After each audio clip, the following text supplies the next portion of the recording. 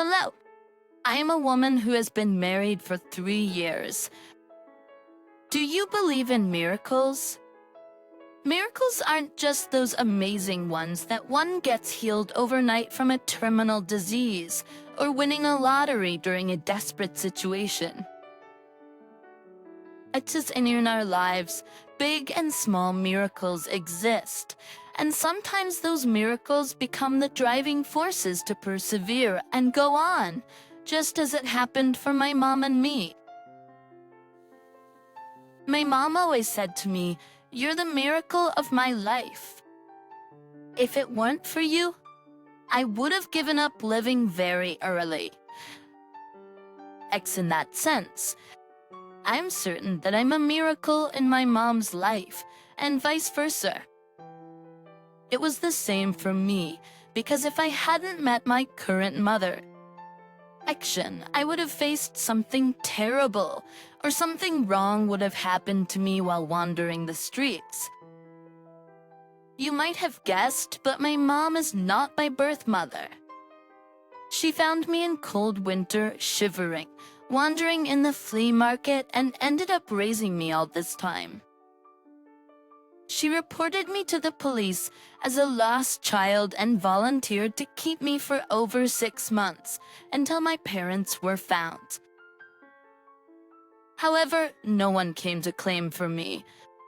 I found out a long time later that I was an abandoned child. She also didn't know that fact, but she took care of me even though I was a complete stranger. With no communication from my parents, she took the ordeal of adopting me despite opposition from her family because I was at an age ready to enter elementary school. The person who opposed the adoption was her mother-in-law. At that time, my mother's husband was diseased, so she was living with her mother-in-law and jointly operating a small cafeteria in the flea market.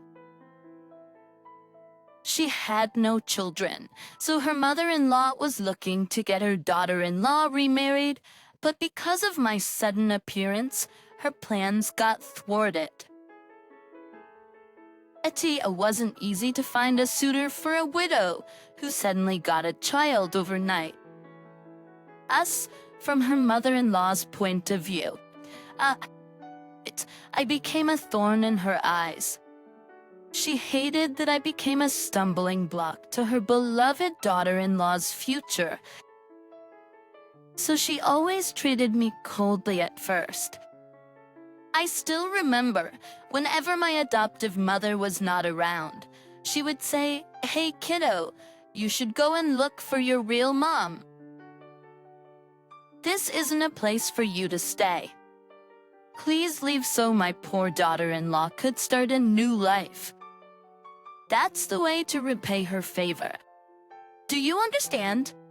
Because I was too young. I didn't know what she meant, but every time she said something like that, I was very sad and protested against her, sobbing that I wasn't going to leave the house. Whenever I did that, she let out a long sigh.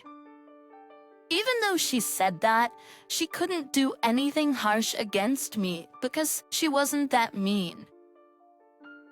Anyhow, just before I entered elementary school, I got a new birth certificate as an adopted daughter and we became a family.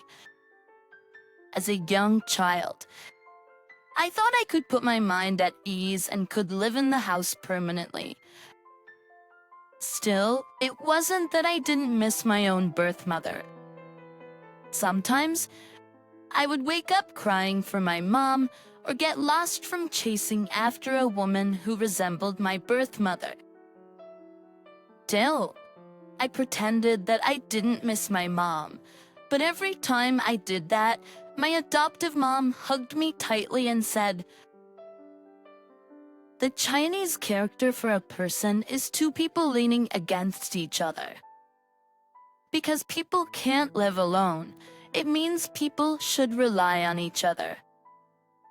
Maybe the reason you and I met was because we needed each other." You needed a mother, and I needed you. Linda. So, Linda, from now on, why don't we live by leaning on each other? You don't have to call me Mom if you don't want to. Instead, when you're having a hard time or when you're sad, always come to me and I will do that too. Because of my mother's kind words, I started to open up, and from then on, I decided to live as her daughter. That's how we started leaning on each other and living like any other loving mother and daughter. My mom's mother-in-law, who disapproved of me, started to open up to me eventually. And when my mom was busy, she took care of me. At first, I felt awkward with the grandmother, but by the time I was in middle school, we became very close, like a real family, as her granddaughter. One time, my grandmother said, "Thanks to you in my old age, I got to live with a daughter-in-law and a granddaughter." After losing my son, I was worried that I would become a burden to my daughter-in-law. Thank you for coming to us. I'm enjoying a very comfortable life. I will always be very grateful as long as I live. She said that she wanted my mom to get remarried, but in truth, she wanted to live with her daughter-in-law. She hated being left alone, but she loved her daughter-in-law, so she was going to let her have a new life. She had no reason to hold on to her daughter-in-law who lost her husband. Then, I appeared and we got to become a family. It was a good thing for my grandmother, but she couldn't show that she was happy about it and felt guilty, so she blamed me. When she confessed truthfully to me, I was able to be free of heavy pressure. I hadn't said anything, but I was feeling guilty because I thought my mom couldn't get remarried because of me. But when I heard that my grandmother was in the same situation as me, I felt a sense of kinship and my heart went out to her. But shortly after my grandmother's unexpected confession, she passed away after living with so much sadness. Then just my mom and I were left. Life trials come one after another, and shortly after my grandmother died, something unexpected occurred. My birth mother showed up. When I saw my real mother, who I longed for only in my dreams, I was speechless. All I could do was just cry. But unlike me, my birth mother was more resentful toward my adopted mother who took me in and raised me than being happy that she found me, her missing daughter. She suddenly screamed loudly, "If you found a child, you should have reported her to the police. Why would you think of taking someone else's child? Didn't you think how worried her parents would be?" My mom explained the situation, that she did call the police and she had waited for over half a year. Then she apologized as if she was the guilty one. "No, then you should have sent the child to a facility. What right did you have to adopt my daughter? Do you want to raise her? If our child only had been sent to the facility, we would have found her a little earlier. Could it be that you didn't do that on purpose? I heard that you have no husband or children, but because you're lonely to live alone, you didn't let my child go." "No, maybe didn't you kidnap our child?" "Then, because you were afraid, so you made up a story that you found her astray, didn't you?" "Because I lost our daughter, my husband even divorced me. And do you know how I would live so sick to my stomach all this time? Can you imagine how a mother who has lost her child would live with a grief-stricken way?" I won't let this go. I'm going to pursue it legally. I will sue you for ruining our family. I will make you pay for what you did. Abduction? Absolutely no. Of course, all this time, thanks to Linda. I have been happy. But I'm not the kind of an unscrupulous person to kidnap someone else's child. But I'm sorry that you encountered hard life because of me. I will try to compensate for that in the future. Compensate me? How? In an instant, my birth mom's eyes twinkled. Looking back, my birth mother turned my mother into a kidnapper to get her to say that. It was a very vicious method. My birth mother asked me to leave for a while, and she had a long walk with my mother, and after a while, she came out of the room and said, "What can I do since it has already happened this way? Your dad divorced me, and now I'm living with someone else. I see that this person has a lot of affection for you. So even though it breaks my heart, I'm thinking it is okay for you to continue living here. So, Linda, it's okay for you to continue living here, right?" I felt hurt when my birth mom said that so unexpectedly. I suspected it, but when I heard it from her mouth, I felt angry. I steadily said that I would go with my birth mother. Then she seemed uneasy and nervous, looking at my adopted mother. "Why are you acting suddenly like this? You said you liked living here with this woman, didn't you? But why did you change your mind and say you're coming with me?" "I will come here often, so live here." "No, I'll go with you, Mom, so don't tell her that she's a kidnapper nor cause any harm to her legally. Don't you dare to even think about getting any money out of her." Actually, I overheard their conversation and knew what it was about. My birth mom demanded money in exchange for not pressing charges against her. That's why I told my birth mom that I would go with her.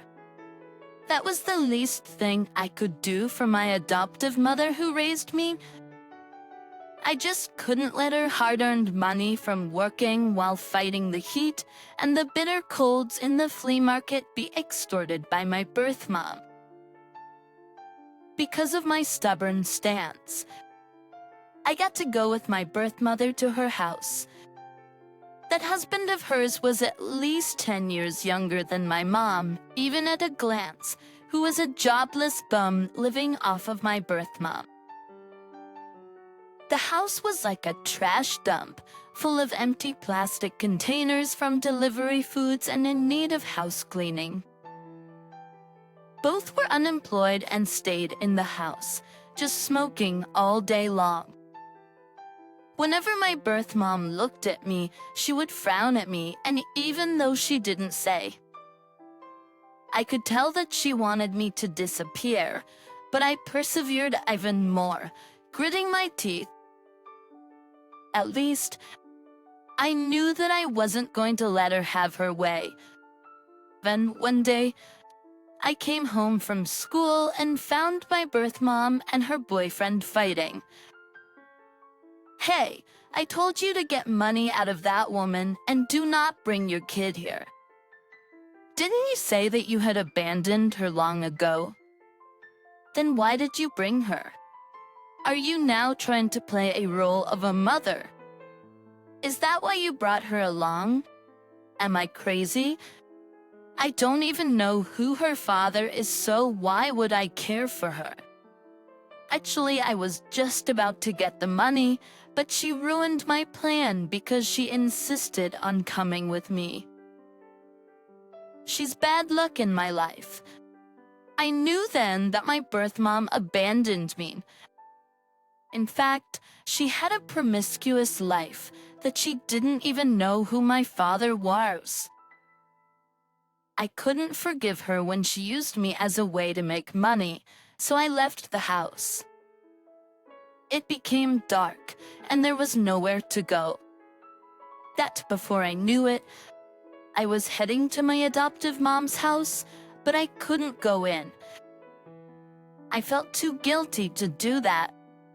So I went to a nearby playground where I sat on a swing and looked at the sky without thinking. Then I heard my adoptive mom's voice somewhere.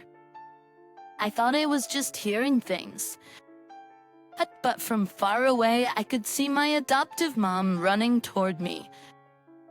At that moment, without realizing it, I ran to my adoptive mother into her arms. I called out to her, sobbing so hard. That night, when she heard everything from me, she vowed she would never let me go again. A few days later, my birth mother came over and brought money again to Krieggeek. My adoptive mom took the water bowl where she was washing some vegetables and splashed it on her and screamed at her, "What a worthless person you are! If you come here once more, then I will dump a basket of waste on you.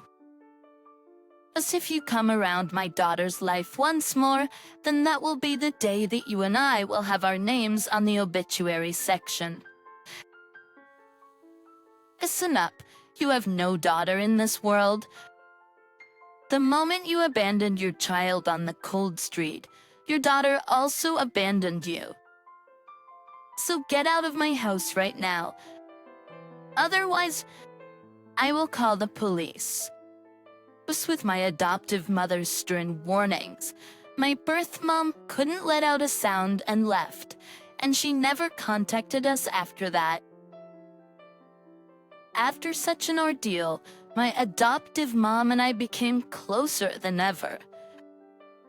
The relationship as a mother and daughter became solidified. My mom sold food in the flea market to support me. She paid for my private education, and as soon as I entered college, she let me go abroad to study a foreign language. Thanks to my mother's devoted support, I passed the exams to become a teacher earlier than my classmates. There was still time left before I started teaching at school, so with the money I had saved up, I decided to take my adoptive mom on a trip abroad. It was the first mother-daughter trip in our lives. It was a cheap package tour, but my mom thanked me because it was her first airplane flight and she got all excited. We wanted to shop at the duty-free shop in the terminal, so we went through the security check much earlier before boarding. I finished early, but my mom didn't come out of the security, even though it was more than 10 minutes. When I looked over the window, many airport workers with serious expressions surrounded my mom. Finally, she came out and I asked her what was wrong. She said because her fingerprints on her fingers had all worn down, she couldn't get her fingerprints scanned. When I heard that, I felt such a pang in my heart that I couldn't say anything. It seemed like it was all because of me. Thanks to my mother, who worked so much until her fingerprints were worn out. I had a good life. So, I promised myself that I should make money as soon as possible so that I could take care of her. Just as what she had done for me, she could now depend on me who could provide for her. But the human heart is so deceitful. As time went on, my vows became faded. After becoming a teacher, I was busy adjusting to school, and when I took over as a homeroom teacher, I became busier than ever. 5 years passed like that, and then because of problems with my getting married, I neglected my mom. My husband, whom I met through the introduction of a teacher at the same school, was living with his single mother. He had a brother. He had a brother who was 2 years older than him, but a few years ago, he got married and was living separately. His mother was a businesswoman who was very obsessive about money. Well, to put it mildly, she was a very materialistic person. When I first met her, I wondered if I should get married or not. She asked me, "Did you grow up with your widowed mother?" "So, what does your mother do?" "She runs a small cafeteria in the flea market." "A small cafeteria in the flea market? Oh my, can she make money selling hot dogs?" "Who eats junk food these days?" "Would you be able to come up with the money for the wedding properly?" As you must have heard, my first daughter-in-law is from a family who runs a big business. So, I had no complaints when she came into our family in terms of the quality of the wedding and wedding presents. I was worried that we will be humiliated by the people around us for the kind of wedding with what she could afford. I think this marriage should not happen in the first place, but since you have a solid job as a teacher, I'm not opposing it. So you better behave properly. I'm a business person and I hate it when there are any losses. So you better think hard and show your best consideration even if you have to go overboard. You had better not embarrass my son. If you aren't capable, then you better quit now. I felt like telling her that I wanted to quit right then, but I held it inside me. It was because my own mom really liked my boyfriend as a son-in-law, and he also treated my mom so well better than I did. So I thought if I held down my temper, then there would be no problems. Even though my future mother-in-law did not make excessive demands openly, I got a lot of stress when she compared me to her first daughter-in-law's exorbitant wedding spending. Besides her first daughter-in-law's unwanted budding and about my wedding plans hurt my pride. Only this much? Your wedding present budget is only $5,000. It's not even the price of our television at home. I heard that your family have financial difficulties, but you still have to go with the trend these days. If you prepare only that for the wedding gifts, it would ruin our mother-in-law's reputation. If you were that hard up, why didn't you ask me to help you? For you to just buy a dress for a mother-in-law is too inconsiderate, don't you think? I got her a fur coat with an Hermes handbag, so wouldn't yours be compared to mine? Even though you must be able to afford it. But what would you do if our mother-in-law's part is hurt and you will have to face the consequences? Well, it doesn't affect me, but she was being that way by comparing me to what she had bought for every single thing. She made me so angry that I felt like punching her once. She had never earned a dime on her own, yet she was an expert in how to spend money. She put a price tag on everything, including how much it costs to buy a house and so forth. Every moment with her forced me to hold down my fist from swinging at her. You're under such pressure.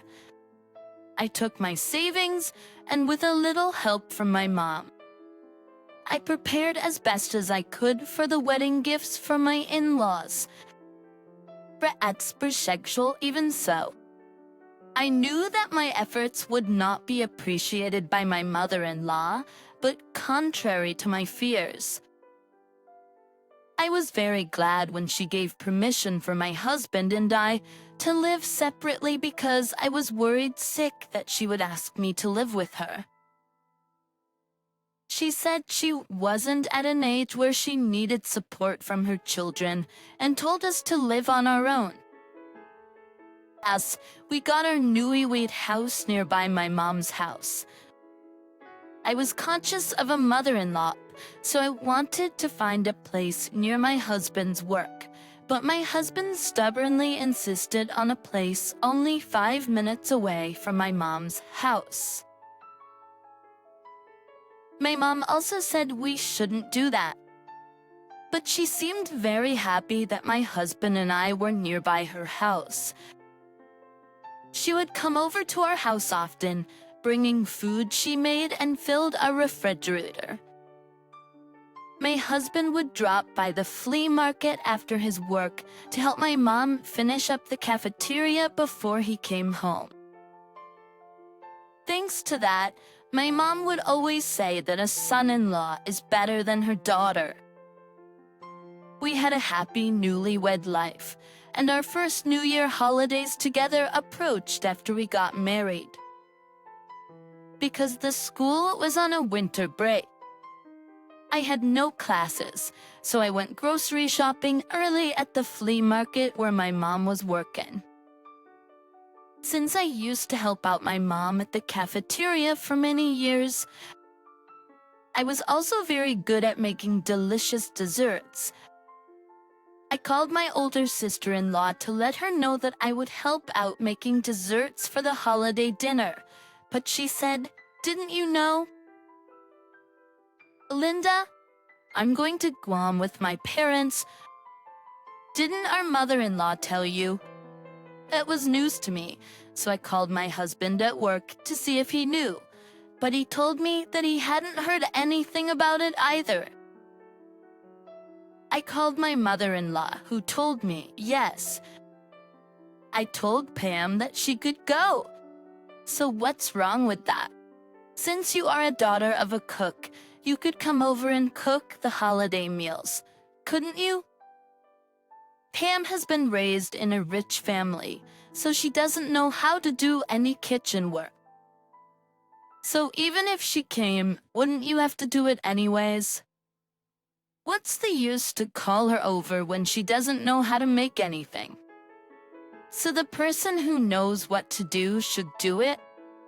That's why I told Pam she could go on a trip with her family, rather than coming over for the holidays. Mother, how could you say that? Just because I grew up poor, I have to do all the cooking for the holidays. In my family, I'm also a very precious daughter. I have never been treated this way before. I can't abide by what you're telling me to do. So please respect my feelings too. What? But were you going against me? When I have 2 daughters-in-law, are you telling me to cook? If you act this way, then I have my own thoughts on it too. So go ahead, do whatever you wish. That's how she hung up on me. I couldn't believe that I'm from a poor family, so I have to do all the work just because my sister-in-law is from a rich family who can go on a trip abroad. It was only our first holiday, and I was worried how life will be like in the future, and I needed to set it right at the very beginning, so I decided to stand my ground from my mother-in-law. On New Year's Eve, I went out to the flea market to help out my mom, who was very busy. But her cafeteria was closed with all the lights out. I asked a neighboring fish market owner about my mom's whereabouts, and she told me that a woman in a fur coat came and took my mom with her, taking a whole bunch of food ingredients. Instantly, something flashed through my head. I felt as if I knew who that woman in a fur coat was. My hands were shaking as I tried to call my mom, but she didn't answer. I also called my mother-in-law, but she didn't answer either. So, I called my husband and told him to meet me at his mom's house. Just on my way to her house, all kinds of thoughts passed through my mind. I started to understand what my mother-in-law meant when she was telling me to do whatever I wanted. What she planned to do was take my mom over to her house to cook for her. I didn't know she would have the gall to do that. As I neared her house, my heart started beating faster and my hands were trembling so hard. As I entered her house, sure enough, my mom was in the kitchen cooking. As soon as I saw that scene, I flipped over in anger and yelled out, "Mom, put that down and come out right now. Why are you here to cook? Why do you let yourself be treated that way? I don't need to be a daughter-in-law to a person like her, so you don't need to be pushed around by her because of me." But then, my mother-in-law came out of the bathroom and was shocked to see me. "Mother, isn't this too much? How could you force my mom to come and cook for you? What is so big about you that you are trying to order my mom around for you? Apologize. Apologize to her right now." Then my mom ran out and tried to stop me, telling me that it was all a misunderstanding.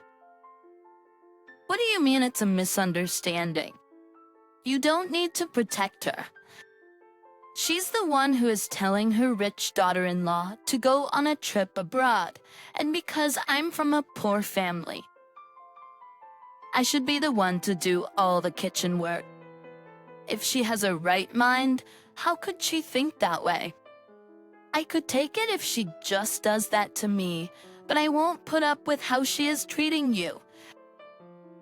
No matter who that person is, I won't stand any mistreatment toward you. Mom, how did you raise me? Why should you have to deal with it because of me? So you should never listen to that woman from now on. You don't need to sacrifice yourself on my account. So get your coat on. Let's go with me." Right then, my mother-in-law knelt down in front of us. I was flabbergasted at an unexpected situation. "Darling, I'm sorry.